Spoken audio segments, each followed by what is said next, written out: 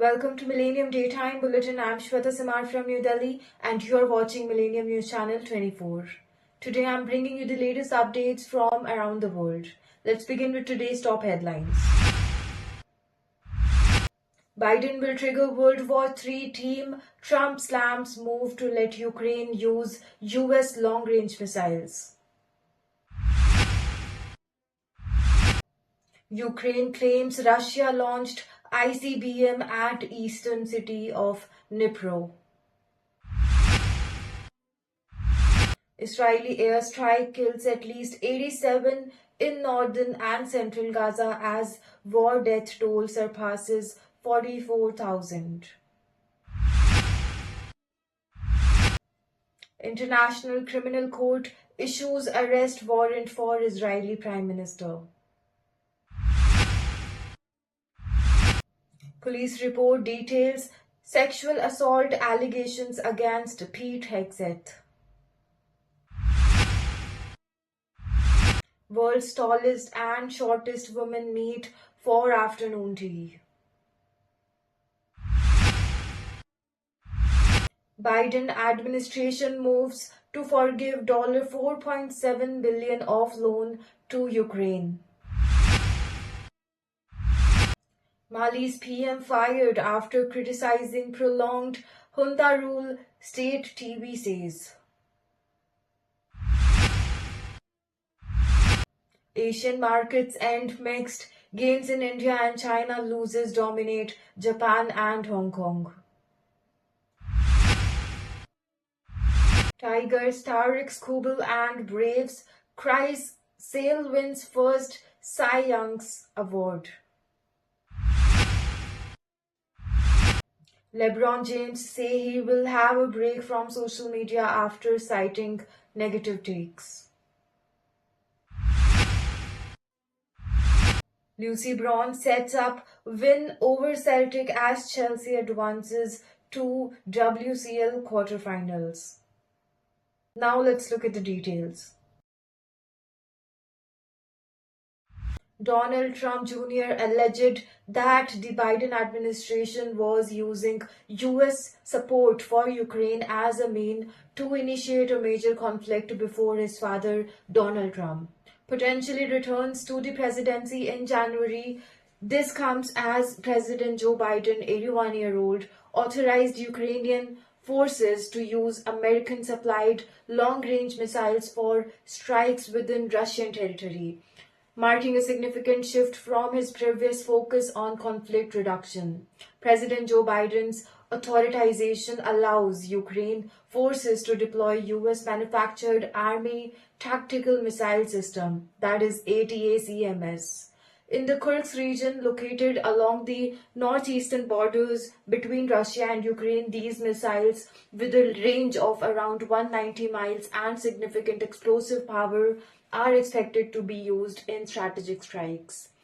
Ukraine, which has been seeking permission for months to use American missiles, expressed readiness to deploy the newly authorized weapon following significant military setbacks. Ukrainian forces reportedly carried out their attack as President Vladimir Putin approved an updated nuclear doctrine, expanding the condition for using atomic weapons.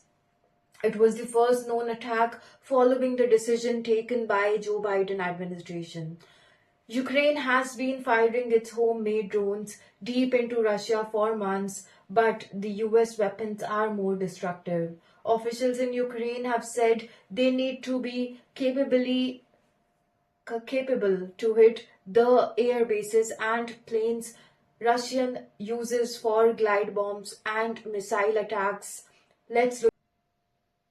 Kyiv has accused Moscow of firing an ICBM at Ukraine's Dnipropetrovsk region earlier Thursday. However, a Western official later told Millennium the weapons appear to have been shorter-range ballistic missiles, not an ICBM. The main difference between ICBM and other types of ballistic missile is only in their respective ranges. As the name suggests, ICBMs can travel thousands of miles crossing continents, whereas ballistic missiles have shorter and intermediate ranges. But rather than focusing on the range of the missiles, what matters instead is the explosive power packed by the missile, known as its payload. Fabian Hoffman, a doctoral researcher fellow at the Oslo nuclear project, told Millennium although Russia's strike was non-nuclear, the missile appeared to carry a MIRV payload, meaning it used multiple warheads to strike separate targets. MIRVs, or multiple interdependently targetable re-entry vehicles, were developed during the Cold War to permit a missile to deliver multiple nuclear warheads to different targets. Although the nuclear payload appeared to have been replaced with a non-nuclear one, in this case the use of the MIRV technology was intended to send a message, Hoffman said. Israeli strike on northern and central Gaza killed at least 87 Palestinians in 24 hours. Local health authorities said as the death toll in the enclave surpassed 44,000, at least 65 people were killed in Israeli strike on northern Gaza overnight. A medical official in the enclave told Millennium on Thursday, adding that the death toll expected to rise. Dr. Hossam Abu Safia, director of the Kamal Adwan Hospital in Beit Lahiya, northern Gaza, told Millennium on Thursday morning that casualties were still being brought to the hospital. In an interview with Hamas Al-Aqsa TV, he said about 200 people were believed to have been at the site when the Israeli military struck. The hospital medical team retrieved 65 martyrs from under the rubble, Abu Safia said, adding that medical staff were recovering bodies from under the rubble, under using their hands due to the absence of rescue teams. Safia warned that the hospital will return into a mass grave if urgent interventions from international organizations does not occur and medical supplies are not brought in, adding that not a single ambulance was available in northern Gaza. The International Criminal Court has issued arrest warrants for Israeli Prime Minister Benjamin Netanyahu, former Defense Minister Yoav Gallant, and a senior Hamas official, accusing them of war crimes during and after the October 7 attacks on Israel last year. In a statement Thursday, the Netherlands-based court said it found reasonable grounds to believe that Netanyahu bears criminal responsibility for war crimes, including starvation as a method of warfare, and the crimes against humanity of murder, prosecution, and other inhuman acts. The warrant marks a historic first, marking Netanyahu the first Israeli leader summoned by an international court for alleged action against Palestinians in the 76-year conflict. While ICC warrants doesn't guarantee arrest, they could significantly restrict Netanyahu's ability to travel ICC member states. The Prime Minister's office dismissed the warrant as absurd and anti-Semitic. Trump's Pentagon pick accused of 2017 sexual assault after Republican women conference in California. A woman told police that she was sexually assaulted in 2017 by Pete Hegseth after her phone blocked the door to a Californian hotel room and refused to let her leave. According to a detailed investigation report made public late on Wednesday, Hegseth, a Fox News personality and Donald Trump's nominee to be a defense secretary, told police at the time that the encounter had been consensual and denied any wrongdoing. The report said news of the allegations surfaced last week when local officials released a brief statement confirming that a woman had accused Hegseth of sexual assault in October 2017 after he had spoken at Republican Women event in Monterey. Hegseth's lawyer did not immediately respond to a request for comment early on Thursday. He has said Hegseth paid the woman in 2023 to head off the threat of a baseless lawsuit. The 22-page police report was released in response to a police public record request and offers the first detailed account of what the woman alleged to have transpired, one that is at odds with Hexet's version of events. The report cited police interviews and the alleged victim, a nurse who treated her, a hotel staffer, another woman at event, and exit. The world's tallest woman and world's shortest woman have met for afternoon tea in London to celebrate Guinness World Record Day. Rumeysa Gelgi, who stands 215.16 centimeter, that is 7 feet 0.7 inches tall, and Jyoti Amge, who measures just 62.8 centimeters, met at a Savoy hotel, according to the statement from Guinness World Record on Wednesday. The height difference between the two women might be a massive 152.36 centimeter, but the pair reportedly got on famously. We do have things in common. We both love makeup, self-care, jewelry, and doing our nails, said Gelgi in the statement. It was difficult for us to make eye contact at times due to our height difference, but it was great, she added. Her height is due to an extremely rare condition called Weaver syndrome. She was only 27th person in the world to be diagnosed with this syndrome, according to GWR. Amge, an actress and media personality born in India, has a bone growth disorder named achondroplasia that affects the arms and legs.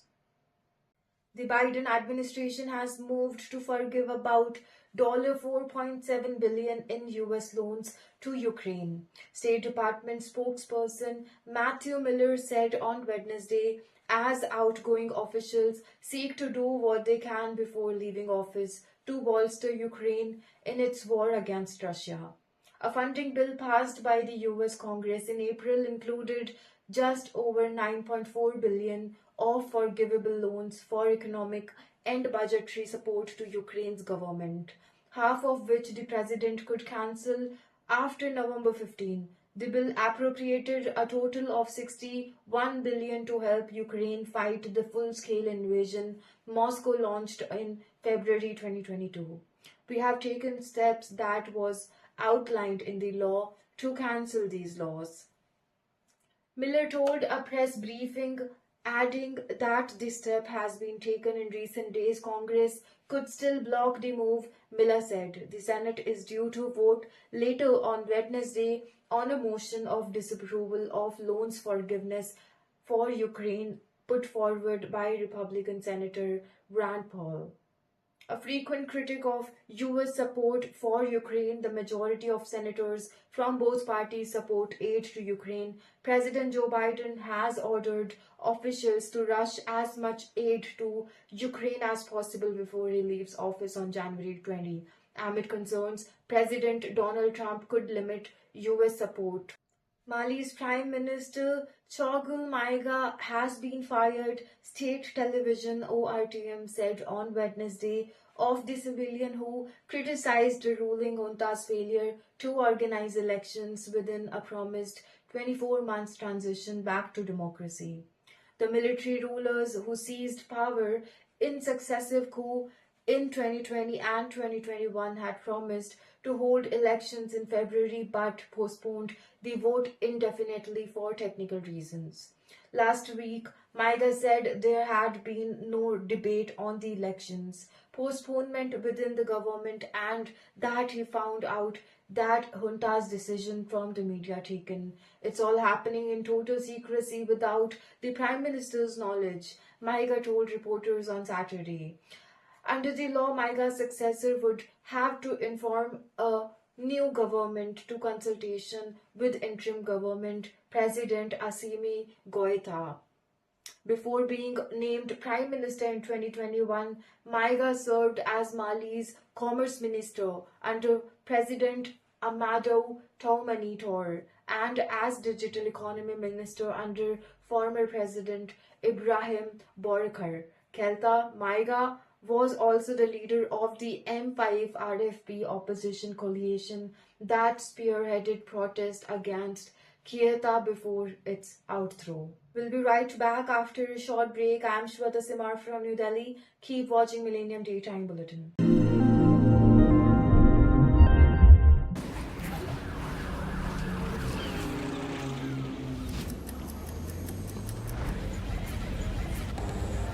Millennium Day News is a global news network dedicated to providing high-quality coverage across a wide range of topics, including local, regional, national, and international issues.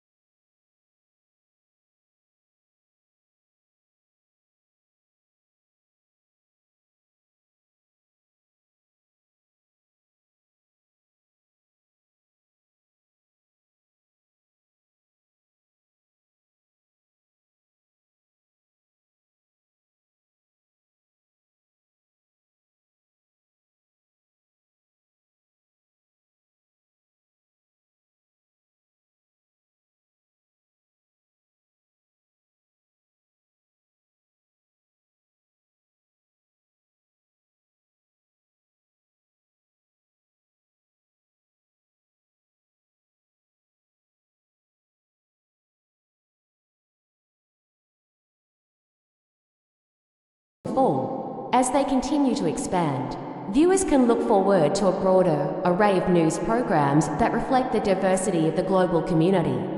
Whether you're interested in current events or cultural discussions, Millennium Day News is dedicated to keeping you informed and connected. Welcome back after the break. I'm Shweta Simar from New Delhi and you're watching Millennium Daytime Bulletin. Now bringing you latest updates on today's market trends.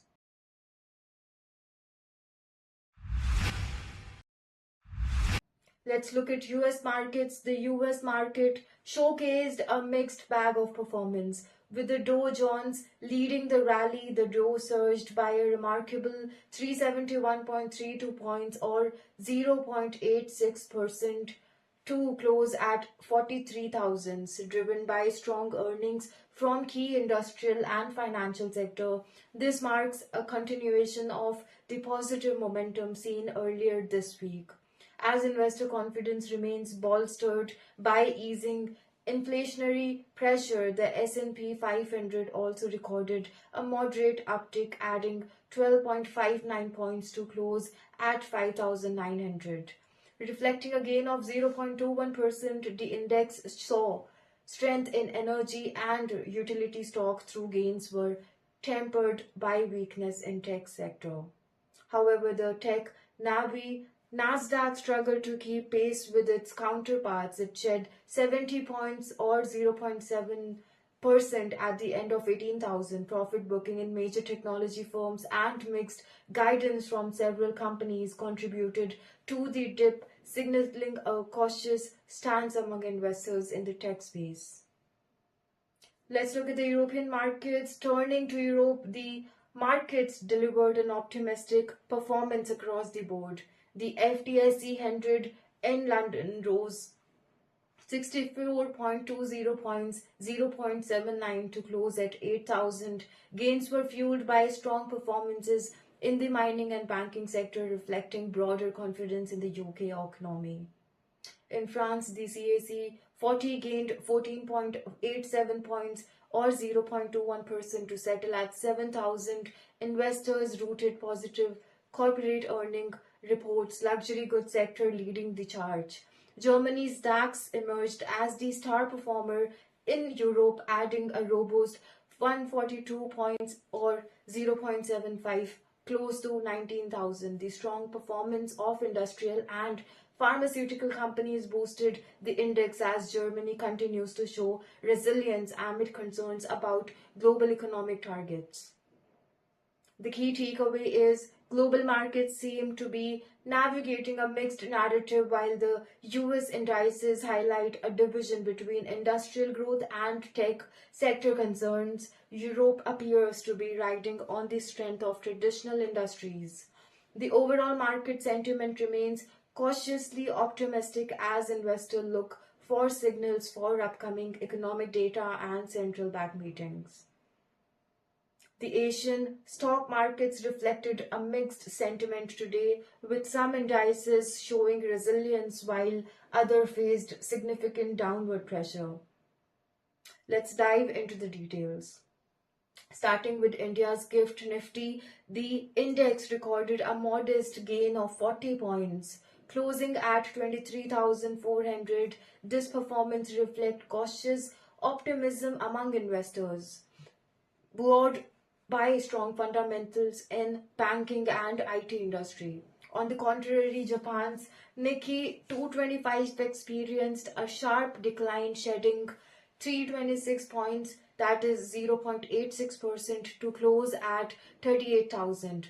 Profit booking in technology and consumer sectors, coupled with concerns over global economic uncertainties, weighed heavily on the index. The Hang Seng Index in Hong Kong also struggled, losing 103 points, that is 0.53, to settle at 19,600 amid growing concerns about regulatory tightening and sluggish demand in key sectors like real estate. Taiwan, the weight index dropped by 132 points to close at 22,500. Tech-heavy countries faced selling pressure. Similarly, South Korea's Kospi edged lower, down 1.66 points to close at 2,400, reflecting muted trading activity. Now time for some sports highlights.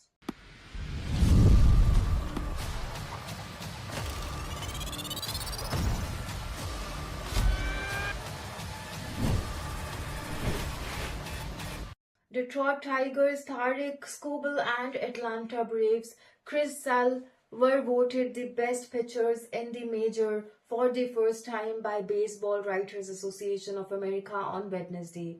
Skubal and Sale won the American League AL and National League LC Cy Young Awards respectively.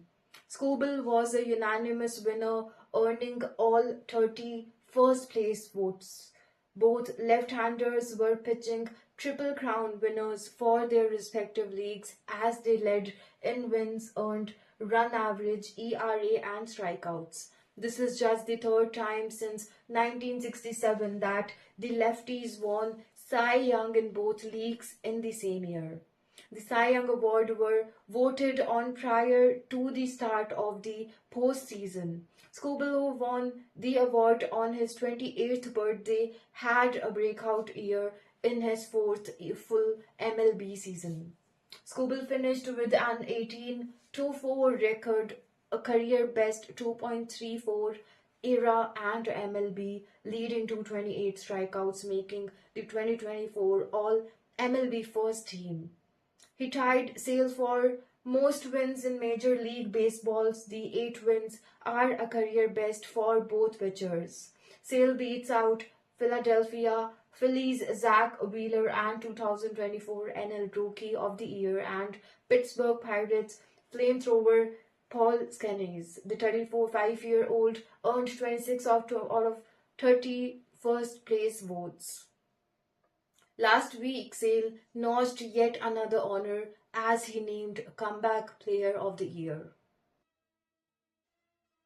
The Los Angeles Lakers star made the announcement on his X, formerly known as Twitter and Instagram accounts, writing, "Getting off social media for the time being, y'all take care." Prior to that, James had shared a post from Rich Kleiman, Kevin Durant's business manager, which questioned why the media was covering sports through negative takes.